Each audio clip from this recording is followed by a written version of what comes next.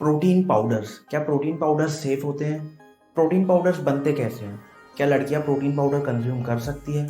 आज हम इस वीडियो में जानेंगे वे प्रोटीन के बारे में, जो कि सबसे बेसिक प्रोटीन होता है। क्या वो हार्मफुल होता है? अगर नहीं, तो आपको कौन सा वे प्रोटीन लेना चाहिए, कौन सा नहीं।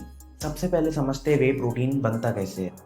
वे दूध में पाया जाने वाला प्रोटीन होता है। दूध में 20% वे और 80% केसीन प्रोटीन होता है। दूध को एक पर्टिकुलर टेम्परेचर पर गर्म करके उसमें कंसोलेंट एंजाइम्स डाले जाते हैं, जिससे कि सॉलिड और लिक्विड पार्ट अलग हो जाता है। सॉलिड पार्ट होता है आपका कॉटेज चीज़ या आप पनीर बोलते हैं जैसे, और लिक्विड पार्ट होता है वे प्रोटीन। उस लिक्विड वे को एक ड्राइंग प्रोसेस के थ्रू पाउडर फॉर्म में कन्वर्ट किया जाता है, जिसे हम रॉ प्रोटीन बोलते हैं। उसके बाद उस रॉ प्रोटीन में फ्लेवर्स डाले जाते हैं जो आपको डिलीवर होता है। ये जो मैंने आपको प्रोसेस बताई वे प्रोटीन बनने की, ये होता है चीज़ वे। और एक और टाइप होता है जो कि होता है नेटिव वे। वो डायरेक्ट मिल्क से निकलता है और वो एक्सपेंसिव होता है, बट हम लोग जो जनरली देखते हैं वे प्रोटीन के पैकेजेस, वो चीज़ वे से ही बनता है। अब जानते हैं क्या वे प्रोटीन हार्मफुल होता है जैसा लोग सोचते हैं? तो आंसर है नहीं। वे प्रोटीन बिल्कुल भी खराब नहीं होता है आपके शरीर के लिए। मैं आपको बता दूं कि वे प्रोटीन में बहुत अच्छी अमीनो एसिड प्रोफाइल होती है, जो कि आपकी मसल बिल्ड करने में हेल्प करती है। और भी इसके कई फायदे हैं।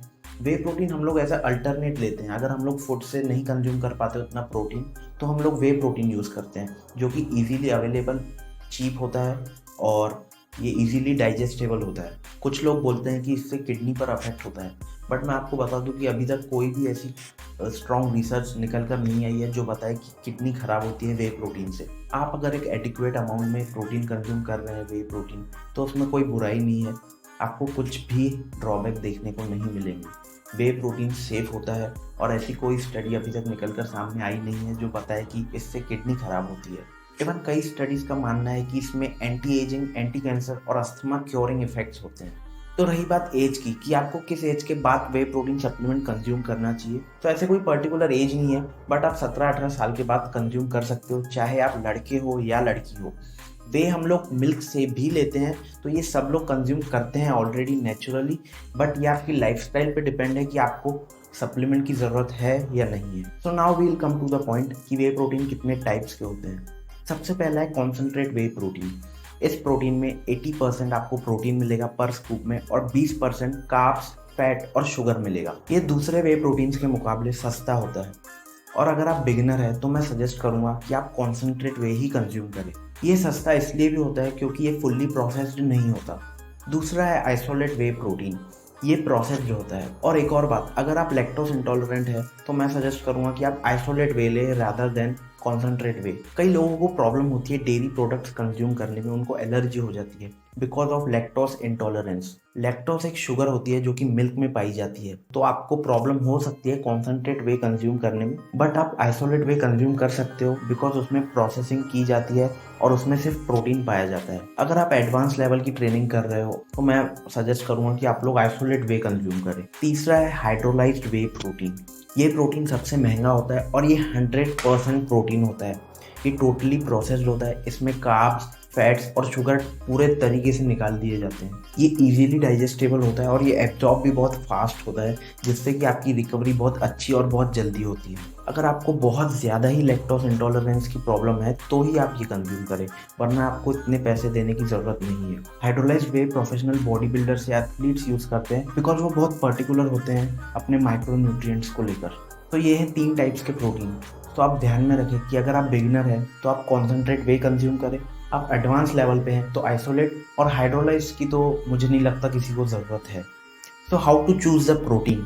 वे प्रोटीन कंज्यूम करने का सबसे मेन टाइम होता है पोस्ट वर्कआउट, और एक स्टडी के हिसाब से 20 से 40 ग्राम प्रोटीन आपको कंज्यूम करना चाहिए पोस्ट वर्कआउट। तो जब भी आप कोई वे प्रोटीन खरीद रहे हैं तो आपको उसमें ध्यान देना है कि आपको पर सर्विंग में कितना प्रोटीन मिल रहा है।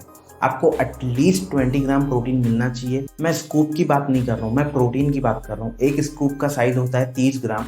आपको उस 30 ग्राम पाउडर में कितना प्रोटीन मिल रहा है वो इम्पोर्टेंट है। आपको एटलीस्ट 20 ग्राम प्रोटीन मिलना चाहिए। दूसरा है बारकोड। आजकल हर प्रोटीन कंपनी अपने पैकेज में बारकोड या क्यूआर कोड लगाती है, जिससे आपको उसकी ऑथेंटिसिटी का पता पड़ता है कि वो कंपनी से ही आया है कि फेक है। तो always check the barcode. Next is research before buying. अगर आप कंफ्यूज हो 3-4 कंपनीज में, तो मैं आपको सजेस्ट करूँगा कि आप यूट्यूब पे रिव्यूज़ देख लें, उसके बहुत सारे वीडियोज़ हैं रिव्यूज़ के, और आपको लगभग हर प्रोटीन का रिव्यू मिल जाएगा। Next is BCAAs content. BCAAs होते हैं ब्रांच्ड चेन अमीनो एसिड, जो कि बहुत इंपॉर्टेंट होते हैं आपकी मसल बिल्डिंग में। आपको ध्यान रखना है कि आप जो भी वे कंज्यूम कर रहे हैं उसमें 5.5 ग्राम पर स्कूप एटलीस्ट होना चाहिए BCAAs। मतलब ये तीनों अमीनो एसिड ल्यूसीन, आइसोल्यूसिन और वेलिन की क्वांटिटी होनी चाहिए 5.5 ग्राम एटलीस्ट पर scoop. Next is spend wisely. आपको एकदम भी सस्ता प्रोटीन नहीं खरीदना है और एकदम भी महंगा प्रोटीन नहीं खरीदना है। आपको एक अच्छी क्वालिटी का प्रोटीन खरीदना है पूरी रिसर्च करने के बाद। आपको ये वीडियो कैसा लगा कमेंट सेक्शन में ज़रूर बताएं। अगर आपको वीडियो पसंद आया तो लाइक करें, कमेंट करें और शेयर करें अपने फ्रेंड्स और फैमिली के साथ। Thank you.